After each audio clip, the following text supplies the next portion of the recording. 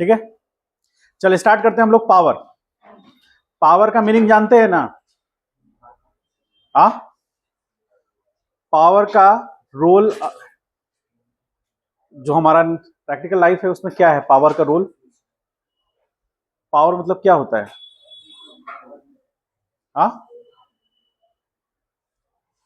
Power मतलब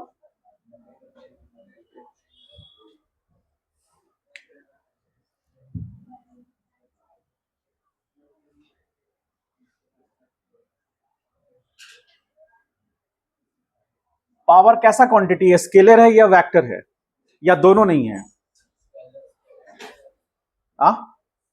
scalar quantity है मतलब डायरेक्शन नहीं होता। मतलब हमने कभी लिखे हैं power, power is equal to 10 joule i cap, ऐसा कुछ देखे हैं कभी? यानी कि पावर एक ऐसा फिजिकल क्वांटिटी, फिजिकल क्वांटिटी तो है क्योंकि उसको मेजर कर पा रहे हैं। पावर का यूनिट क्या होता है? वॉट होता है। पूछ रहे हैं कि बता रहे हैं? बता रहे हैं वॉट। तो वॉट मतलब जूल पर सेकेंड। ठीक है, तो पावर कहने का मतलब सबसे पहली बात स्केलर क्वांटिटी है। थोड़ा राहत की बात है, स्केलर क्वांटिटी होने से, स्केलर क्वांटिटी होने से राहत की बात क्या है कि आपको डायरेक्शन के लिए सोचने की जरूरत नहीं। हम लोग प्रूफ करेंगे कि स्केलर क्वांटिटी क्यों है। ठीक है, तो इस पावर बताता है, पावर किस सेंस में यूज करते हैं? ताकत के सेंस में हम लोग आम भाषा में इसको यूज करते हैं। ठीक है, तो पावर कहने का मतलब rate of doing work, doing work, ये हम लोग सिंपल भाषा में यूज करते हैं। इसको थोड़ा सा हम लोग समझते हैं क्या कहता है ये। जैसे मान लीजिए कि कार है, उस पर फोर्स लगा, u उसका इनिशियल वेलोसिटी है, फोर्स लगा इस डायरेक्शन में, t बराबर 0 पर पॉइंट ए पे है। वो कुछ देर के बाद आगे गया, फोर्स कांस्टेंट है, ये पॉइंट बी है, t बराबर t टाइम लगा। ठीक है, और इस पॉइंट पर फोर्स वही कांस्टेंट फोर्स है, और ये पॉइंट बी हो गया। तो डिस्प्लेसमेंट यहां x1 और ये पोजीशन को x2 बोलेंगे, तो यह आ जाएगा x2 माइनस x1 होगा ये। ठीक, तो हम बात कर रहे हैं वर्क का। वर्क मतलब फोर्स इनटू डिस्प्लेसमेंट। ठीक, और यदि मान लीजिए सपोज करें कि रेट ऑफ डूइंग वर्क की बात हो रही है, तो हम बात करेंगे वर्क ए टू बी, तो क्या होगा? एफ डॉट डेल्टा एक्स होगा। तो एफ डेल्टा एक्स कॉस 0 ले सकते हैं क्योंकि जिस डायरेक्शन में डिस्प्लेसमेंट है उसी डायरेक्शन में फोर्स है, इसलिए कॉस 0 हो गया। तो बराबर कितना आ गया? F delta x. ये इतना अमाउंट का वर्क हुआ जब ब्लॉक जो या कार ए पॉइंट से बी पॉइंट गया। ठीक है, इतना अमाउंट का वर्क हुआ। तो अब हम बात कर रहे हैं रेट ऑफ डूइंग वर्क, तो पावर पी की बात कर रहे हैं। तो पावर बराबर हो गया वर्क ए से बी के लिए division T A to B, मतलब ए से बी जाने में टाइम कितना लगा। ठीक है, स्लो जाएगा टाइम ज्यादा लगेगा, फास्ट तेजी से जाएगा टाइम कम लगेगा। अब आप ये सोचिए कि पावर के लिए टाइम कम लगना मतलब पावर को प्रमोट करेगा या डिमोट करेगा? प्रमोट करेगा।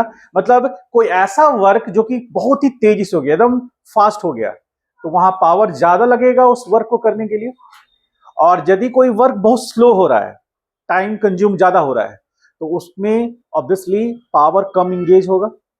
ये हम लोग फिजिकली समझ भी पा रहे हैं यहां पर। ठीक है, तो यहां पर वर्क ए से बी, ए से बी वर्क हुआ, टाइम जो लगा, और यहां पर हम उसकी जगह पर पुट कर सकते हैं, तो P बराबर लिख सकते हैं वर्क ए से बी क्या है? एफ डेल्टा एक्स है, और टी ए बी मान लीजिए डेल्टा टी। डेल्टा टी कितना है? डेल्टा टी यहां पर क्या है?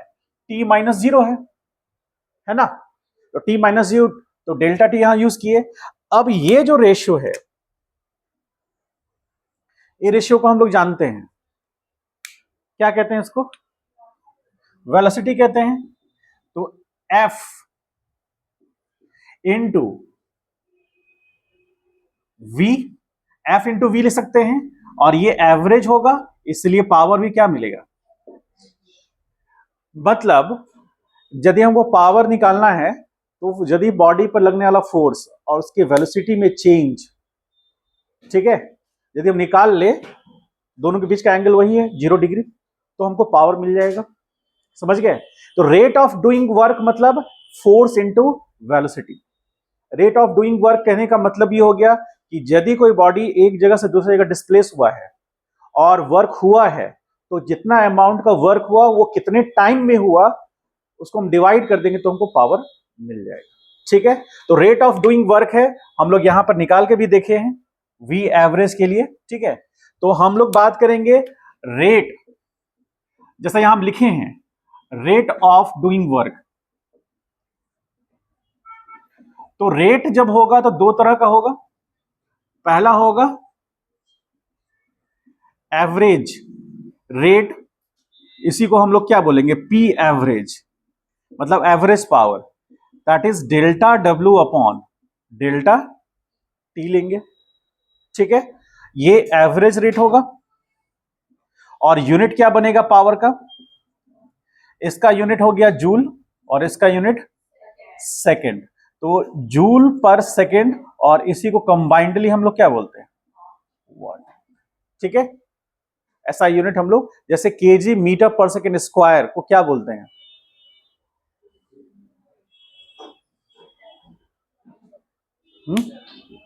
केजी मीटर पर सेकेंड स्क्वायर को क्या बोलते हैं, न्यूटन बोलते हैं। उसी तरह जूल पर सेकेंड को वाट बोल रहे हैं हम लोग। ठीक है। ये हो गया इसका यूनिट। अब सेकेंड पार्ट में आ जाएगी इधर, इसको हम लोग इंस्टेंटेनियस रेट, तो आ जाएगा P instantaneous that is equal to D W upon D T. तो D W upon D T इसका भी यूनिट होगा जूल, और ये सेकेंड, तो यहां पर इसका भी यूनिट क्या आ जाएगा, जूल पर सेकेंड और वाट। तो यूनिट तो सेम रहेगा। ठीक है। अब इसमें एक टर्म हम लोग यूज करेंगे P इंस्टेंटेनियस, मतलब P मतलब P इंस्टेंटेनियस। यदि कहीं P लिखा है तो हम उसको इंस्टेंटेनियस मान सकते हैं। एवरेज के लिए वो मेंशन करेगा या सामने वाला एक्सप्रेशन पर डिपेंड करेगा। जैसे यहां पर P लिख दिया, P लिखा और D W upon D T लिख दिया, तो आप क्या समझेंगे, P एवरेज है या इंस्टेंटेनियस है। ठीक है। तो अब यहां आए P, तो यहां आएगा D अपॉन डी टी किसका, F इंटू एक्स का होगा ऐसे। ठीक। चूंकि यदि हम बात करेंगे छोटा सा वर्क हुआ है तो यहां डॉट dx होगा। डी डब्ल्यू वर्क छोटा सा वर्क है ना, तो वो कब मिलेगा, फोर्स इंटू dx करने से। तो यहां पर हम dx यूज किए, तो P बराबर यहां पर, अब मान लेते हैं कि d अपॉन डी टी, यहां F dx है, यानी दोनों का डायरेक्शन सेम है, मान लेते हैं थोड़ा देर के लिए दोनों का डायरेक्शन सेम है। तो अब इसके बाद यदि हम यहां करें P is equal to force को कांस्टेंट मानते हुए, मैग्नीट्यूड उसका कांस्टेंट मानते हुए उस मोमेंट पर, तो यहां लिख सकते हैं at a instant of time we assume F is constant. क्योंकि ये इंस्टेंट ऑफ टाइम की बात हो रही है तो F कांस्टेंट मान लेंगे, तो यहां dx अपॉन dt लिख सकते हैं। तो P बराबर क्या हो गया, F इंटू वी, और ये कैसा वेलोसिटी है, इंस्टेंटेनियस है, और इसको लिख सकते हैं फिर अरेंज करके F डॉट वी लिख सकते हैं ना। अब दो वेक्टर हैं, उनका डॉट प्रोडक्ट क्या होगा,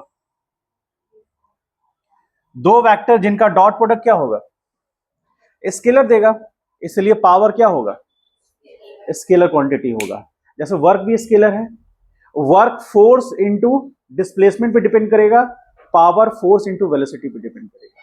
यदि पार्टिकल के पास वेलोसिटी नहीं है तो पावर, यदि बॉडी के पास डिस्प्लेसमेंट नहीं है तो वर्क नहीं होगा, बॉडी के पास यदि वेलोसिटी नहीं है तो मैकेनिकल पावर जिसको बोलते हैं हम लोग। और अलग अलग हम लोग आगे जाएंगे तो पढ़ेंगे, अलग अलग 12th में आएंगे तो अलग अलग पावर होगा हम लोग के लिए। तो उसमें हम लोग पढ़ेंगे तो वहां पर डिस्प्लेसमेंट नहीं भी है तो पावर होगा, लेकिन यहां पर इस केस में मैकेनिकल पावर में यदि बॉडी डिस्प्लेस नहीं हुआ, मतलब उसका टाइम के साथ पोजीशन चेंज नहीं किया, तो ऑब्वियसली टाइम के साथ पोजीशन चेंज नहीं होगा तो वेलोसिटी भी नहीं होगा, इसीलिए पावर वहां पर बात नहीं करेंगे। आपने पढ़ा होगा एचपी, हॉर्स पावर पढ़ा है, ठीक। तो हॉर्स पावर, हॉर्स पावर के बाद क्यों आता है?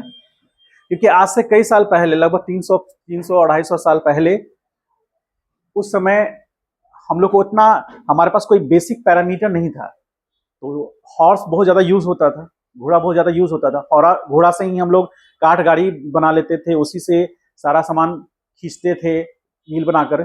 और यदि कुछ चीज, जैसे मान लीजिए कहीं पेड़ है, पेड़ को वहां से उखाड़ना है, तो जैसे भी तो वहां था नहीं, तो क्या करते थे, पेड़ को बांध देते थे रस्सी और घोड़ा को चाबुक मारते थे, थोड़ा घोड़ा तेजी से भागने की कोशिश करता था और फिर कोशिश करता था, उससे पेड़ उखड़ जाता था। घोड़ा या हाथी, खास करके यूरोपियन कंट्री में घोड़ा ज्यादा यूज होता था, तो उस केस में उसको हमने पावर का एक पैरामीटर माना, इसलिए वहां से आया हॉर्स पावर। तो 1 HP इज इक्वल टू 746 होता है, ये जानते हैं आप लोग, ये ऑब्जेक्टिव में पूछता है। कभी आप लगे कभी ऐसा कि जीवन में कुछ करने को नहीं बचा है, जीवन में चारों तरफ अंधकार ही अंधकार है, मैं एक ऐसे चौराहे पर हूं कि मैं निर्णय नहीं ले पा रहा हूं अपने जीवन में, तो कभी आपको ऐसा लगेगा कि आप वो सब एग्जाम जो नहीं होता है, क्वेश्चन देखें आंसर मारे, तो उसमें ये क्वेश्चन मिलेगा 1 HP बराबर, उसमें कहीं लिखा रहेगा 770 वाट, किसी में लिखा रहेगा 750 वाट, आप 746 रहेगा, और एक वो भी रहेगा नन ऑफ दीज, आप टिक मार के खुश हो जाएंगे। ठीक है, समझ गए ना? जैसा क्वेश्चन का लेवल होगा वैसा ही जॉब मिलेगा। ये जीवन का एक बहुत बड़ा पैरामीटर है, इसको समझ लीजिए। जैसा आप जिस लेवल का एग्जाम क्वालिफाई करेंगे उसी लेवल का काम मिलेगा।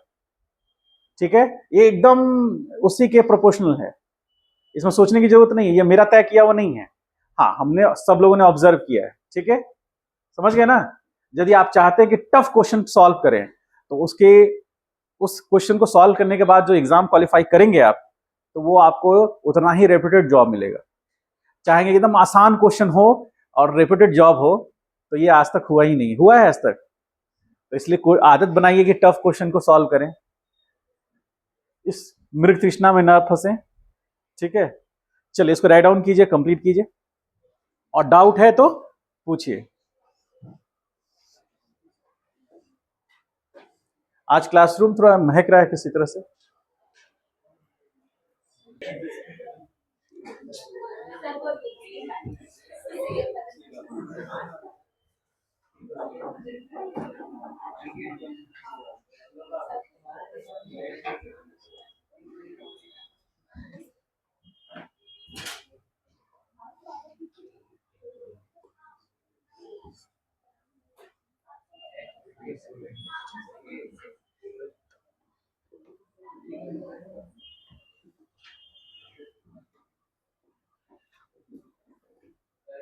हाँ, क्या हुआ बोलो।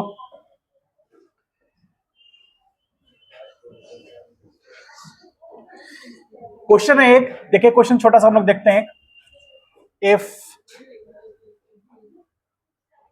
Position of a particle changes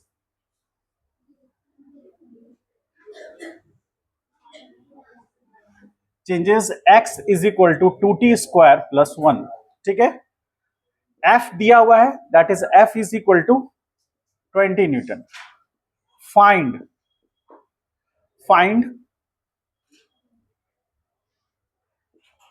power for t, power at t बराबर 3 सेकेंड। मतलब 3 सेकेंड पर क्या पावर है उसके पास, या उसको जो पावर डिलीवर किया जा रहा है वो क्या है। ठीक है, देखिए 2 मिनट बता देते हैं, फिर आगे बना सकते हैं आप लोग। देखिए P इज इक्वल टू क्या है, F D W upon D T. तो यहां डी एफ हो गया और एक्स डी टी। एफ तो कांस्टेंट है 20 D x upon D T. तो 20 डायरेक्शन सेम है, मतलब डायरेक्शन जिस डायरेक्शन में फोर्स है उसी डायरेक्शन में पार्टिकल का डिस्प्लेसमेंट है। ठीक है, तो ये जो रेट है, अब यहां पर क्या करेंगे, डी अपॉन डी टी क्या है, 2t स्क्वायर क्या है प्लस 1। तो यह आएगा 20 और ये आ जाएगा कितना, 40 प्लस 0 होगा। तो 20 इंटू 40 कितने टाइम पे चाहिए, तो P बराबर हो गया 20 into 4 into 3 that is equal to 12 टू जा 24। ये हो जाएगा वॉट। ठीक है, एक अच्छा लेवल का क्वेश्चन देखते हैं हम लोग, एक अच्छा लेवल का क्वेश्चन देखते हैं। ये बेसिक लेवल क्वेश्चन था। अभी रुक जाइए, पहले बताते हैं क्वेश्चन, उसके बाद हम लोग आगे बढ़ेंगे। क्वेश्चन में कह रहा है, in a projectile motion, projectile motion the power of the particle at any instant of time t, क्या होगा, किसी इंस्टेंट ऑफ टाइम पर उसका पावर का एक्सप्रेशन क्या होगा। क्वेश्चन पूछ रहा है किसी टी टाइम पर उसका पावर क्या होगा। तो दो नोट देखिए यहां पर, जैसे मान लीजिए ये y एक्सिस हुआ, that is x axis. Particle को यहां से प्रोजेक्ट किया गया है u इनिशियल वेलोसिटी से, तो उसके मोशन का प्रोफाइल ऐसा कुछ होगा, है ना। तो किसी टाइम t पर, मान लेते हैं यहां चेक करते हैं हम लोग, किसी टाइम t पर ये पोजीशन को मान लेते हैं p और ये किसी टाइम t पर है, यहां पर t बराबर 0 है, थीटा एंगल हुआ। ठीक है, अब थीटा एंगल है, इस पॉइंट पर हम चेक करेंगे वेलोसिटी। तो x एक्सिस में वेलोसिटी, ये टेंजेंशियल वेलोसिटी है v, तो x एक्सिस में यानी कि vx कितना होगा, u cos थीटा होगा। कोई vy बता सकता है,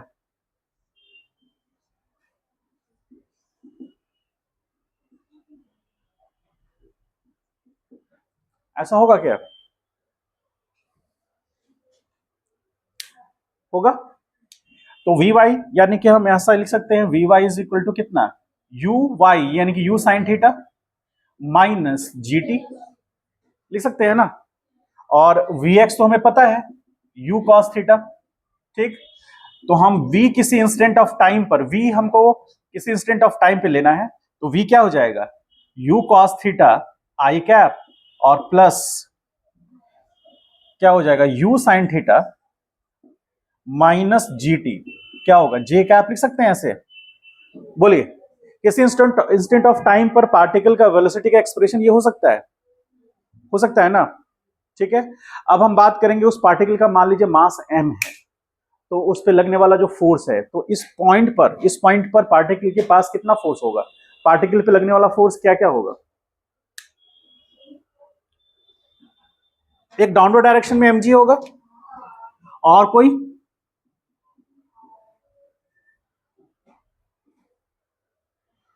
कोई फोर्स होगा क्या,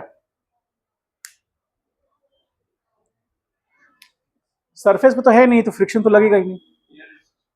एयर रेसिस्टेंस को नेग्लेक्ट करेंगे, वो कोई मायने नहीं रखता उतना, पार्टिकल छोटा सा पार्टिकल है तो। ठीक है, तो ये फोर्स हो गया। तो यदि हम बात करेंगे F का, तो लिखेंगे mg माइनस जे कैप, लिख सकते हैं ना। पावर निकालना है P, तो P इज इक्वल टू हो जाएगा F डॉट V होगा। तो P is equal to F कितना है, mg minus J cap dot क्या आएगा, u cos थीटा आई कैप माइनस, सॉरी यहां प्लस लिखते हैं, u sine theta minus gt J cap. ऐसा होगा क्या? दो वेक्टर का डॉट प्रोडक्ट हमको पता है, निकाल सकते हैं। तो डॉट प्रोडक्ट में क्या होगा, ये टर्म इसके साथ मल्टीप्लाई होगा, ठीक है। यहां वाला का टर्म इसका तो जे कैप जीरो है, आई कैप सॉरी, इसका आई कैप, यहां आई कैप है लेकिन इसका, इस वाले का फोर्स का आई कैप तो जीरो है। तो इसका फोर्स का आई कैप जीरो है, वो आई कैप इसके साथ मल्टीप्लाई होगा, जैसे जीरो आई कैप। जीरो मतलब जैसे M G minus J cap है, तो इसमें आई कैप कितना होगा? जीरो। आई कैप का कॉन्फिशिएंट क्या होगा? Zero.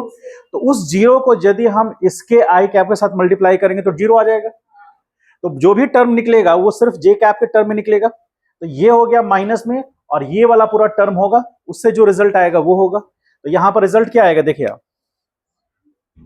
P is equal to, यहां पर मान लीजिए zero I cap plus M G minus J cap लिख दे, या फिर ऐसा लिख सकते हैं, ठीक।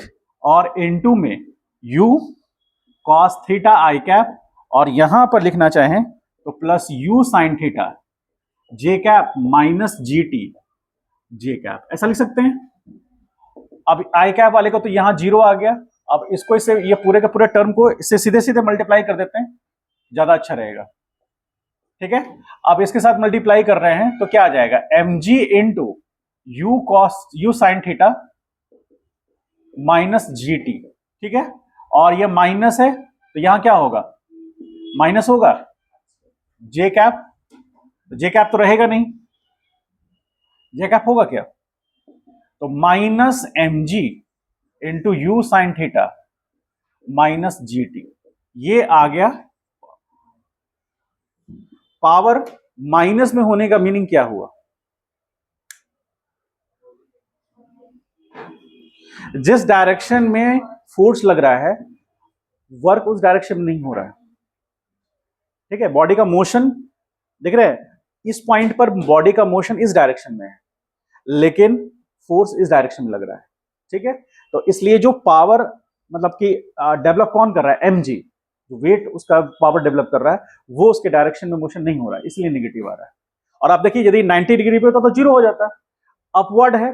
तो अब इसको जैसे ये वेलोसिटी का ये कंपोनेंट तो कुछ नहीं दे पा रहा है इसके टर्म के लिए, जैसे mg जो है जो वर्क कर रहा है तो वो ये वाला पार्ट के लिए तो वर्क कर नहीं पा रहा है, जो भी कर रहा है वर्टिकल पार्ट के लिए कर रहा है।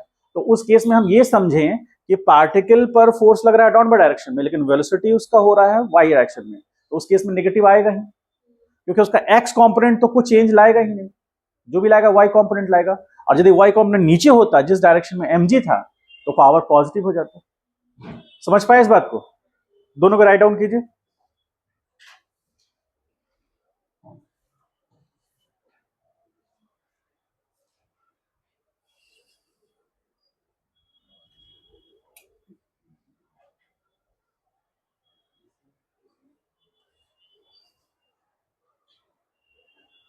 अब लोग गर्मी नहीं लग रहा है?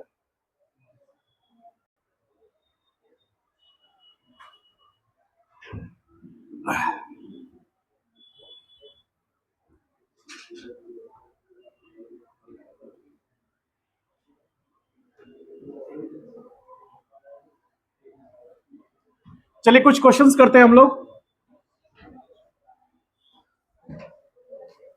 पावर में इतना ही था, और के क्वेश्चंस करेंगे तो और क्लियर हो जाएगा।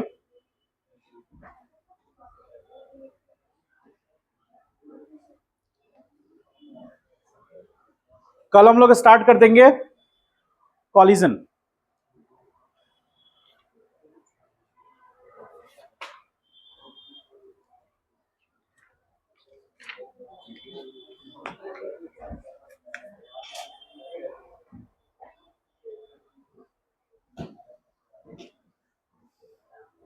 ट्वेंटी एट हो गया था, बन गया है 28 सबसे, साथ में करते चल रहे हैं, 100 क्वेश्चन हैं इसीलिए धीरे धीरे करते चल रहे हैं। 29 हो गया था, 29 में क्या दिक्कत आ गया?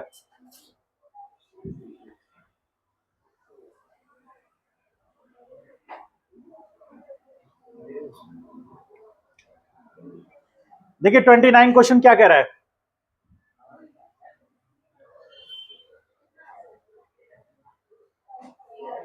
जैसे देखिए के बराबर हाफ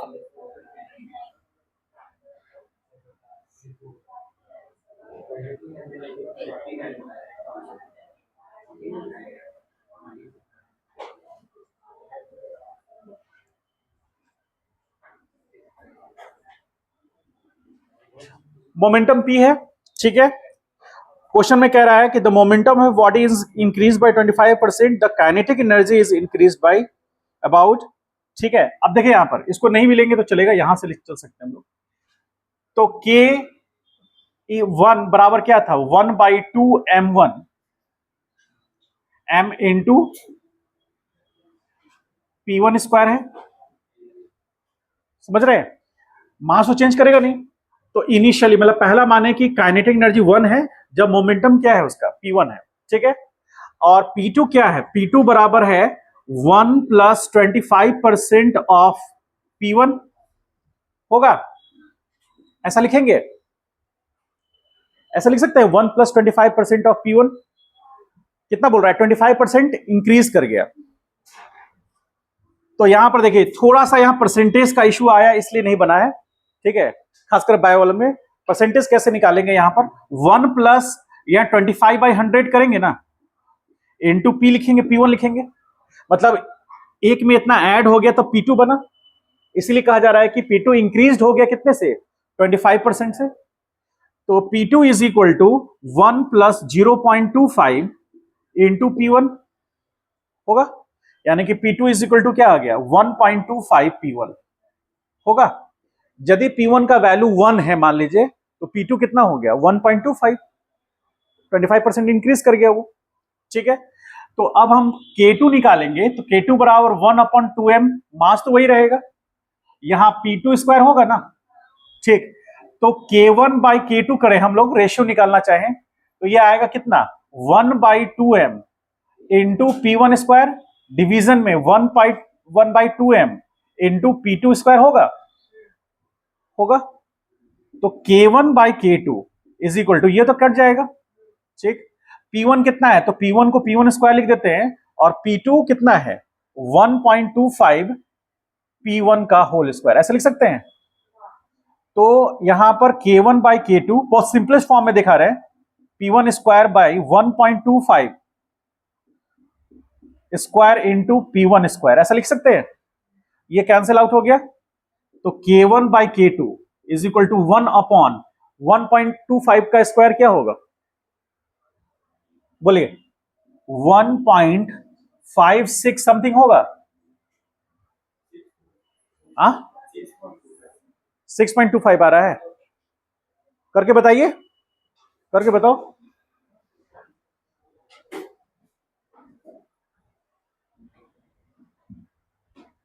करके बताइए, 1.56 आ रहा है ना, ठीक है, दो डिजिट लिख लेते हैं, ठीक है 1.56। तो यहां से आ गया K2 is equal to 1.56 into K1। अब फिर से K2 बराबर 1 + 0.56 इंटू K1 लिख सकते हैं। इसको देखकर क्या फील हो रहा है, जैसे यहां पर आप देख सकते हैं ये वाला टर्म, उसी तरह उसको फील कीजिए, देखिए क्या हो रहा है, वो 1 + 0.56 हो गया, इसका मतलब K2 इज इंक्रीज्ड बाय 56% होगा, होगा कि नहीं होगा, देखिए। ये आप बेसिक लॉजिक लगा करके ये डिसाइड कर सकते हैं, ठीक है। ये तो फिर आप क्या करेंगे, परसेंट के लिए फिर डिवाइड करेंगे 100 से, तो भी आ जाएगा वही चीज, आएगा ना। इसको डिवाइड में लिखेंगे ना, तो K2 बराबर क्या लिखेंगे, 1 + 56/100 लिखेंगे, इसको ऐसा लिख सकते हैं, इंटू K1, और ये कितना हो गया 56% हुआ ना, तो वो 56% का इंक्रीमेंट हो गया। तो कौन सा ऑप्शन होना चाहिए, सी। समझ पाए क्वेश्चन को, ठीक। आइए 30 अगला क्वेश्चन करते हैं, इसको कर लीजिए, लिख लीजिए पहले 30 नंबर क्वेश्चन, जिन्होंने नहीं बनाया एक बार देखिए, थोड़ा सा कोशिश कीजिए 2 मिनट।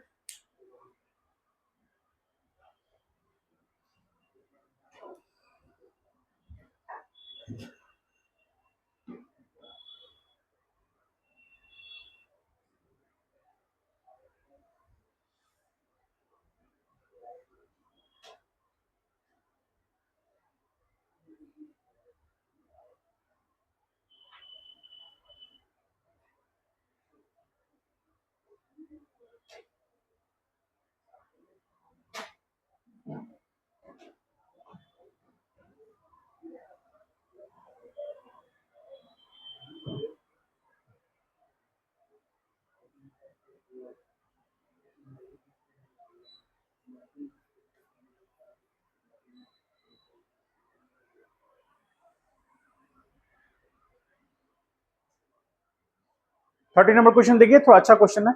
और जहां वी लिखा हुआ है ना, वो रूट है, रूट है, वो मिसप्रिंट है। वी जहां है वहां रूट है वो।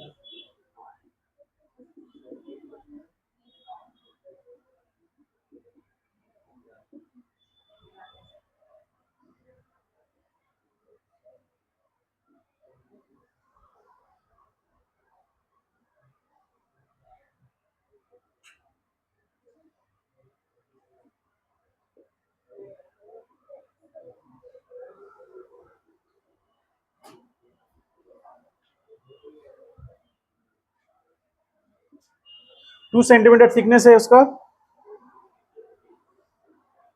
The bullet emerges with 10%, only 10% of initial kinetic energy, the emergent speed of the bullet। आसान क्वेश्चन है, देखिए ध्यान से। बुलेट यहां से फायर हुआ तो उसके पास काइनेटिक एनर्जी के बराबर इनिशियली, के इनिशियल कितना था, हाफ mv स्क्वायर है। तो 1/2 मास कितना है 50 इंटू 10⁻³ और क्यों नहीं करेंगे, तो ही तो जूल में आएगा ना। जूल जब हम लेते हैं, ऐसा यूनिट है ना वो, ठीक है। तो यहां पर 200 इंटू 200 इक्वल टू, तो यहां से ये हो गया 100, ठीक है। और ये 100 से 20 और ये 20 कितना होगा 40। तो ये और यहां तो ये 100 आ गया, तो यहां 2 बचा, तो यहां 100 2 इंटू 50 इंटू 10⁻³ इंटू 10⁴। ये समझ में आया, क्लियर है ये। तो यहां से 10 बचेगा और ये कितना होगा 100 into 10⁻⁴ that is equal to 1000 joule होगा के इनिशियल। जब इमर्जेंस के समय होगा, जब इमर्ज कर रहा होगा उसमें, तो के इमर्जेंट बराबर क्या होगा, हाफ 10%, 10% ऑफ के इनिशियल। तो के इनिशियल कितना है, 1000 इंटू 10/100, तो कितना आ गया, 100 जूल आ गया। दैट इज इक्वल टू कितना, half M V naught square. V naught क्या मानेंगे, वी नॉट क्या मानेंगे, जिस वेलोसिटी से वो इमर्ज कर रहा है, क्योंकि इमर्जिंग काइनेटिक एनर्जी निकल गया, जिस वेलोसिटी से इमर्ज कर रहा है, तो यहां पर कितना आ गया, 100 इंटू 2 डिवाइड में कितना है, 50 इंटू 10⁻³ बराबर वी नॉट स्क्वायर। ठीक है, तो V naught square equal to कितना आ गया, 200/50 इंटू 10⁻³ ये कितना आ गया, 4। तो वी नॉट बराबर कितना आ गया, 2 इंटू 10 रूट कितना आएगा, 10 आएगा। हाँ, तो ये वी नॉट आ गया कितना, वी नॉट बराबर आ गया 20√10 मीटर पर सेकेंड। ठीक है, अगला क्वेश्चन थोड़ा इंपॉर्टेंट है, ध्यान से देखिए अगला क्वेश्चन 31 नंबर। 31 नंबर ट्राई किए थे, हाँ नहीं किए थे, करिए ट्राई करिए, घर पे कुछ ना कर रहे हैं सब।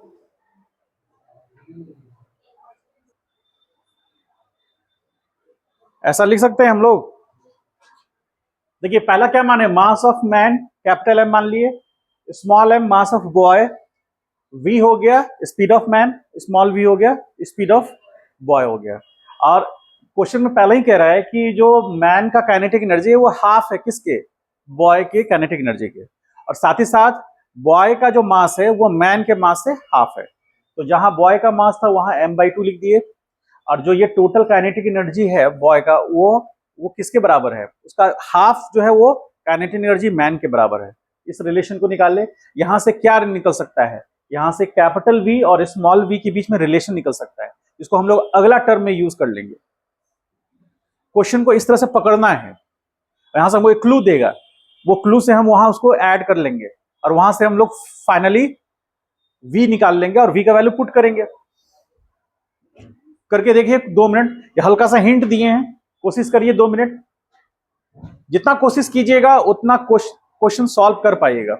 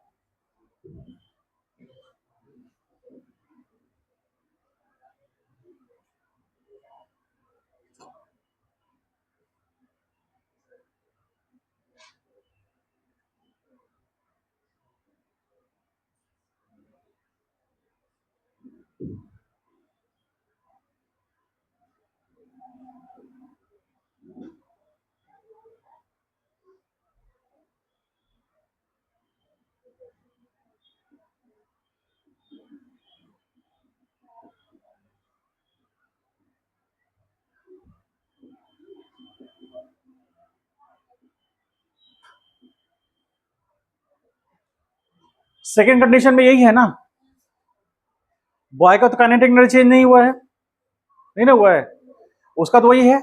और अब इस बार क्या हुआ कि उस मैन का वेलोसिटी 1 मीटर पर सेकंड से बढ़ाने के बाद जो काइनेटिक एनर्जी वो बॉय के काइनेटिक एनर्जी के बराबर हो गया।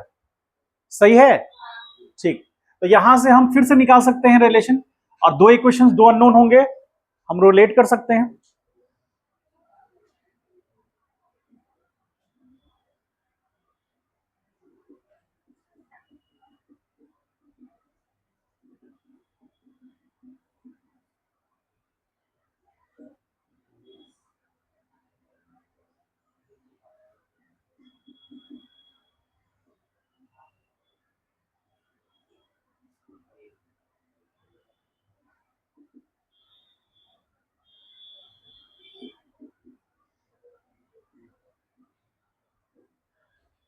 कुछ गड़बड़ हुआ है क्या?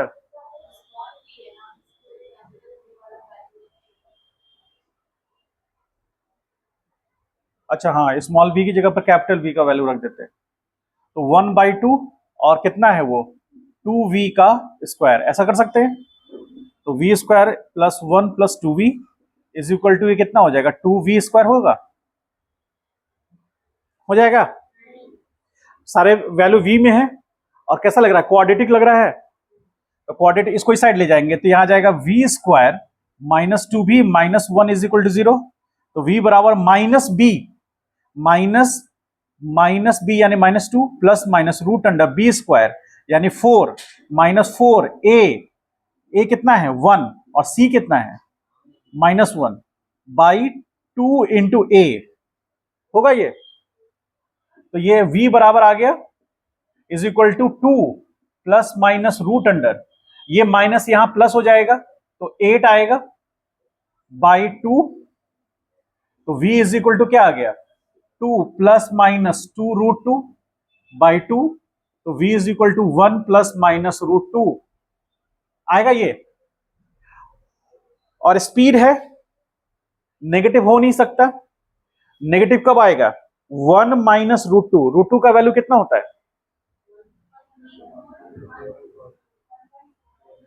तो यहां 1 प्लस माइनस 1.41। अब ये माइनस यदि यहां यूज कर देंगे v is equal to 1 plus 1.41 और v is equal to 1 minus 1.41। तो ये वैल्यू तो नेगेटिव हो गया ना, क्या नॉट नेगेटिव। स्पीड है ना, स्पीड या तो जीरो होगा या पॉजिटिव होगा, स्पीड नेगेटिव हो नहीं सकता। तो इसलिए सेकंड वाला टर्म हम नहीं लेंगे, पहले टर्म को लेके चलेंगे। तो v बराबर कितना आना चाहिए 2.4 मीटर पर सेकेंड।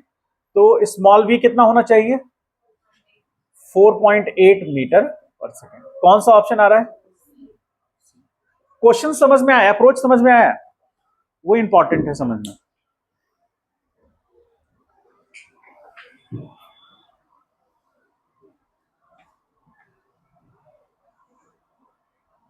थर्टी टू ईजी है, किलो इलेक्ट्रॉन वोल्ट में कंफ्यूज नहीं होना है। वो एनर्जी का एक अलग एक्सप्रेशन है जो हम लोग पढ़ेंगे जब हम लोग इलेक्ट्रॉन्स वगैरह मॉडर्न फिजिक्स में। आप ये समझ लीजिएगा कि एनर्जी का मॉडर्न फिजिक्स में भी यूज है, इसलिए वहां पर वो रिलेट किया है। किलो इलेक्ट्रॉन वोल्ट एनर्जी के यूनिट होता है, ठीक है, बताएंगे उसमें जब 12th में हम लोग आएंगे। तो इसमें कुछ नहीं है, बस आप इलेक्ट्रॉन वोल्ट को एनर्जी मान के चलिए, रेशियो निकाल लीजिए, वही पूछ रहा है इसमें। जैसे काइनेटिक एनर्जी ऑफ इलेक्ट्रॉन क्या होगा हाफ मास ऑफ इलेक्ट्रॉन और वीई यानी कि वेलोसिटी ऑफ इलेक्ट्रॉन या स्पीड ऑफ इलेक्ट्रॉन होगा ना। और उसके बाद प्रोटॉन के लिए क्या होगा half mass of proton into speed of proton का स्क्वायर, दोनों का रेशियो निकालिए, एक्सप्रेशन आ जाएगा। कौन सा ऑप्शन होगा मेरे ख्याल से बी होगा। समझ पाए। आगे बढ़े, एक क्वेश्चन करें 33 नंबर, बोलिए या रहने दें, आप लोग करिएगा, बोलिए जैसा।